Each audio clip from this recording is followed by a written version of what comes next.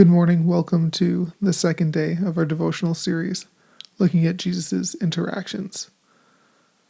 And today we're going to be talking about the man possessed by Legion.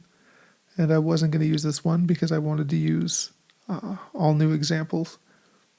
But Legion continues to be a shining example of Jesus' strength and mercy.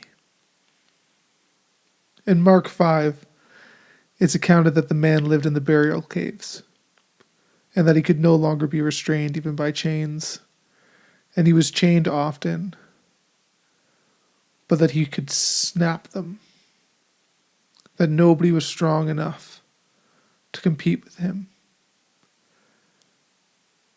Verse 5 says, "Day and night he wandered among the burial caves and in the hills, howling and cutting himself with sharp stones." And it's clear in our culture that we would deal with this situation differently, hopefully better. But the question is, would we be dealing with this? Are there not people in our society who are wandering, who are stronger than we are, who are howling, who are hurting themselves? And the church is inconsistent with its stance and solutions when it comes to people who feel burdened by evil. But Jesus was clear and faithful and powerful when it came to healing and when it came to possession. And simply, I just want to reflect on how scary this man would be, how scary this situation would be, how difficult this man would be to love. And yet Jesus handles this situation with amazing focus. He calls out the demons for what they are. He knows the man is not behind it. And so I challenge us to take a look at how we deal with mental illness, behavioral problems, violence, addictions.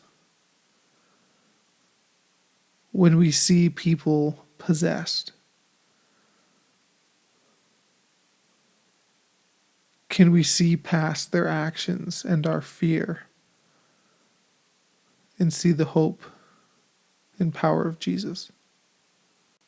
I am always very thankful for Christian counselors and addictions programs and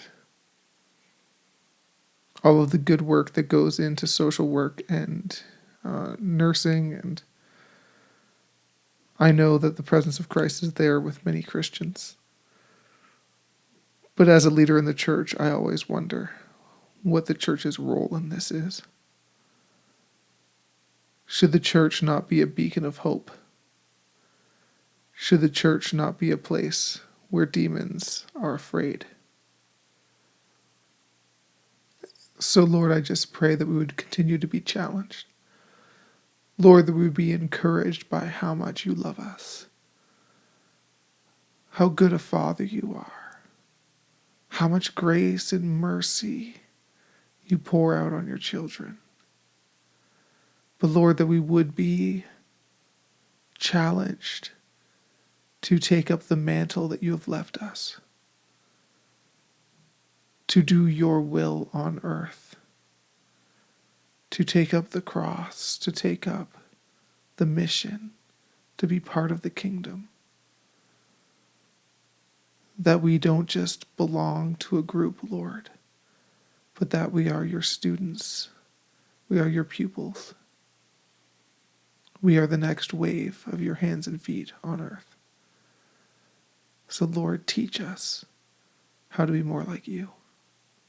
Amen.